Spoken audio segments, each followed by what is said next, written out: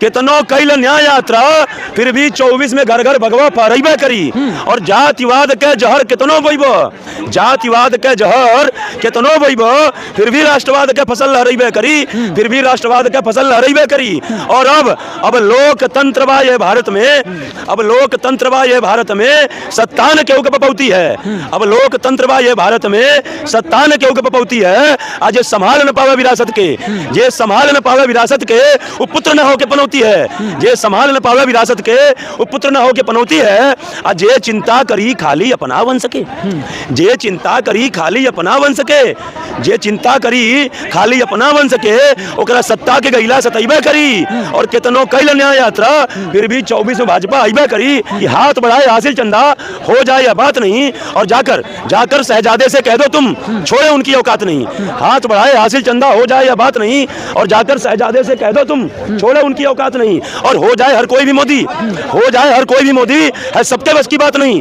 हो जाए हर कोई भी मोदी है सबके बस की बात नहीं। और कर ले चाहे वो कितनी भी यात्राएं, कर ले चाहे वो कितनी भी यात्राएं, पर अब सत्ता में आना उनकी औकात नहीं। पर अब सत्ता में आना उनकी औकात नहीं। दिल्ली तो चल नहीं रही है इनसे और ये देश चलाने का मन बना बैठे।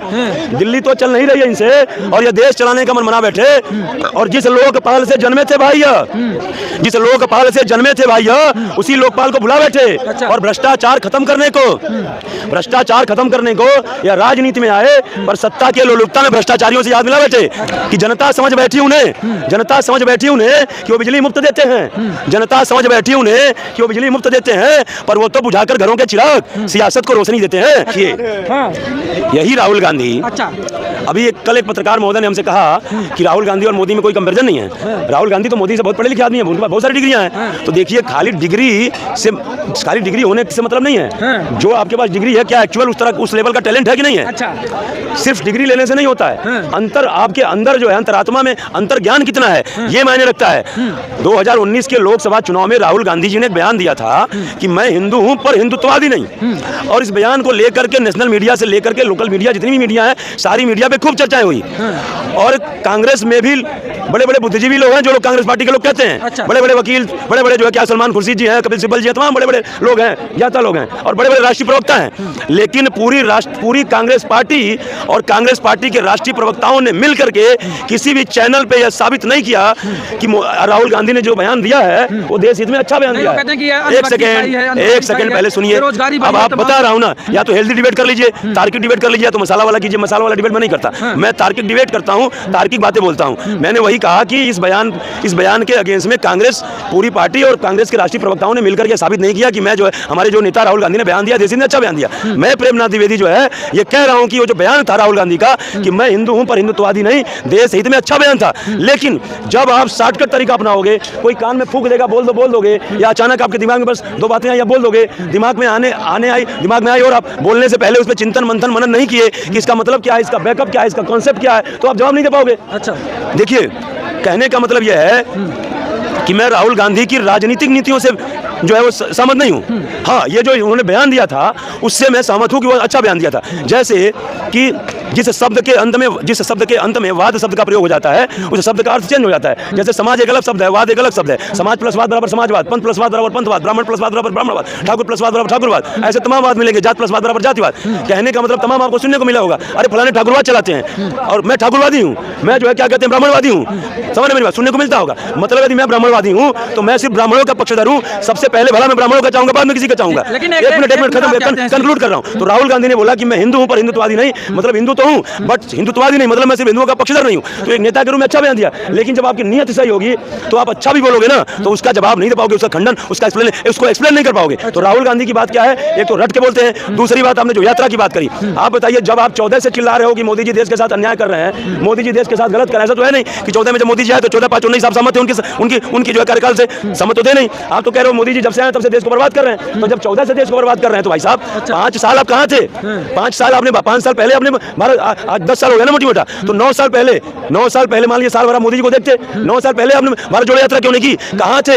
कौन से आप कार्यक्रम में बिजी थे? कौन से आपके घर में क्या कहते हैं बच्चों का निकासन था, बच्चों का निशासन था, बेटी की शादी थी, बहन की शादी थी, रिश्तेदार की शादी, कौन सा काम आप कर रहे थे भाई साहब पूरे 10 साल तक? आप तो फुल टाइम राजनीतिक फुल टाइम पॉलिटिक्स कर रहे हो और जा जाकर मंचों में मोदी जी को इधर से उधर क्या कहते हैं क्या कहते हैं, आप उल्टा सीधा बोल रहे हो। तो यही काम जो आज आप कर रहे हो, तो कहना है कि जब तक गरीबों को न्याय नहीं मिलेगा तब तक भारत छोड़ो न्याय नहीं मिलेगा। जब राहुल गांधी को लग गया कि हमारी राजनीतिक विरासत गर्त में चली गई है, और सुनिए अब अभी भी चेते नहीं, जैसे मान लीजिए जब 2014 में 19 में हारे तभी से लगे होते अपनी विरासत में, तभी से लोगों से जुड़ना शुरू किए थे। 14 से 19 तक नहीं जोड़े, उसके बाद 19 में आपको लगा कुछ हमसे गठबंधन कुछ पार्टियां मिलकर के हो जाएगी, 19 में भी आप फेल हो गए, फिर आप चुपचाप बैठे थे, अब इस बार हो जाएगा, इस बार हो जाएगा। अब जब आपको लगा कि आपका विपक्ष भी साथ देना छोड़ दिया है, जब विपक्ष भी साथ देना छोड़ दिया है, तब आप सोचे अब तो मेरी राजनीति बचाना ही बचाना है, फिर आप न्याय यात्रा शुरू कर दिए। और सुनिए, कहने का मतलब यह है कि भारत जोड़ो पहले शुरू किए, उसके बाद क्या कहते हैं कि ओबीसी का आरक्षण लाकर जातिगत जनगणना जातिगत आरक्षण की बात की, पहले भारत जोड़ो शुरू किए। भारत जोड़ो के बाद जब संसद में महिला आरक्षण विधेयक आया, थोड़ा हमको धैर्य से बोलने दीजिए, संसद में जब महिला आरक्षण विधेयक आया तो इन्होंने कहा कि जो है कि हमारे देश में ओबीसी जातियों का उपेक्षा हो रही है, और हमारे जितने भी शीर्ष पद हैं उसमें ओबीसी की संख्या कम है, हमारे उसमें ओबीसी नहीं है। इन्होंने कहा कि हमारे जितने भी राज्य हैं वहाँ हम जातिगत जनगणना करा करके और ओबीसी आरक्षण जो है जितनी संख्या जिसकी है उस हिसाब से आरक्षण देंगे, और जिस स्टेट में जीतेंगे उसमें भी करेंगे। अच्छा। और इन्होंने सोचा कि मैं लॉलीपॉप दे रहा हूँ क्योंकि वोट का प्रतिशत ज्यादा है, हम राज्य में चुनाव जीत जाएंगे, हार गए क्योंकि अब जनता समझदार हो चुकी है, अब जनता किसी लॉलीपॉप में नहीं आने वाली है। ईवीएम में खेला हो जाता है, ईवीएम में खेला तो हो जाता है, तो काहे हिमाचल में जीत गए भैया, ईवीएम में खेला होता तो हार जाते, ईवीएम में खेला होता तो कर्नाटक में हार जाते, अभी जो कुछ राज्यों में चुनाव जीते उसमें भी हार जाते। ये लोग क्या है आपा खो बैठे हैं, और इन लोगों के अंदर यत्न करने का, प्रयत्न करने का, जब करने का तब करने का, संघर्ष करने की आप जो है इच्छा शक्ति नहीं रह गई। गरीबों को न्याय नहीं मिल रहा है, उनका अधिकार नहीं मिल रहा है, उनका सम्मान नहीं पिछड़ों का मिल रहा है, इसीलिए वो न्याय यात्रा पे निकले। देखिए इनका जो इंडिकेशन है ये वास्तव में जनता के लिए नहीं जा रहे हैं, ये जो ये सब काम कर रहे हैं ये मोदी जी को भारतीय जनता पार्टी की निगेटिविटी शो करने के लिए कर रहे हैं। अब मैंने कहा ना कि यदि भारत जोड़ो न्याय यात्रा नाम देना दे करके भारत जोड़ो यात्रा ही कंटिन्यू करते तो क्या जो काम करना चाहते थे नहीं कर पाते ना, लोगों का दुख दर्द जानते, लोगों के प्रति जो लोगों की समस्या वो जानते। और ये बताइए न्याय यात्रा क्या, बताइए, मैं आपको उदाहरण दे रहा हूँ, आप सुनिए, न्याय यात्रा, न्याय प्लस यात्रा बराबर न्याय यात्रा, पहले सुन लीजिए बड़े भाई, वो बात उठाए। अरे तो जब सरकार में आते तब न्याय यात्रा पे चलते, वो कह रहे हैं कि अंधभक्ति छाई हुई है। हाँ, अंधभक्ति नहीं चाहिए सरकार, महंगाई। अरे भाई इनका जो कंटेंट है, इनके यात्रा का जो नाम है वही गलत है। भारत जोड़ो न्याय यात्रा, मतलब भारत जोड़ो तो ठीक है, बट न्याय यात्रा का मतलब कि जिसके साथ अन्याय हुआ है उस यात्रा में उसके साथ न्याय करेंगे। समझ मेरी बात को? अब ये बताइए, जब आप सत्ता में हो नहीं, जब आपके पास कुछ है नहीं तो क्या न्याय करोगे? आप जनता को लॉलीपॉप दे रहे हो। नहीं, मोदी जी वो तो कहते हैं कि मोदी जी कहते थे कि न खाऊंगा न खाने दूंगा, तो कहाँ खाने दे रहे हैं मोदी जी भैया, कहाँ खाने दे रहे हैं? किसी के यहाँ से 300 करोड़ निकाल रहे हैं, किसी के यहाँ से 250 करोड़, किसी के यहाँ से 100 करोड़ निकाल ही तो रहे हैं। और ये बताइए कि आए कोई भी विपक्ष का कोई भी नेता आ जाए और बताए कि भारतीय जनता पार्टी के इस मंत्री के यहाँ 500 करोड़ रुपया ब्लैक मनी है, बता दे, एक्सपोज कर देता। कहते हैं कि विपक्ष से इतना डर है मोदी जी को कि ईडी सीबीआई सब देखिए जब चुनाव आता है। मैं कह तो रहा हूँ, मैं यह कह रहा हूँ कि भारतीय जनता पार्टी लगभग पिछले 10 सालों से केंद्र की सरकार में है और कई बार मंत्री दुख के साथ सुख चलता है, सुन लो, ये तो है, पक्ष के साथ भी पक्ष चलता है, ठीक है ना जी।